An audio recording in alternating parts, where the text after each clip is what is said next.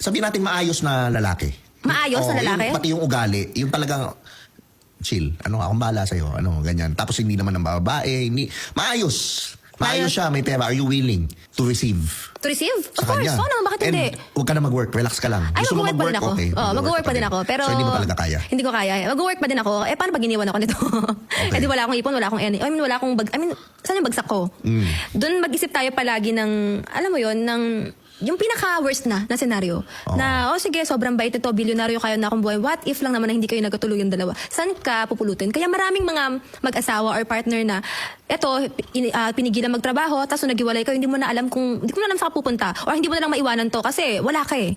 So yung mga girls dyan, na parang kahit na meron to, or sinasabi wag ka magtrabaho, do your thing. I mean, iba na yung panahon ngayon eh. Hindi na yung katulad dati na yung lalaki na nagtatrabaho, na lalaki lang yung strong.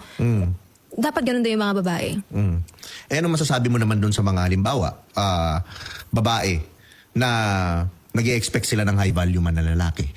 Pero kung titingnan mo sila, pag tiningnan mo naman sila, ang meron lang sila dahil kasi maganda daw sila. Tapos ganyan, yun don't deserve nila. Ano masasabi mo? Naku, baka marami tayong kaaway dito. Marami tayong magiging kaaway nito. Grind nila yun. Deserve daw nila yung maayos, yung gagastusan sila, yung sahod ba 1 million a month, mga ganun daw. Tapos kasi maganda sila. Grind na nila yun. Kanya-kanya naman tayo ng grind dito. Safe?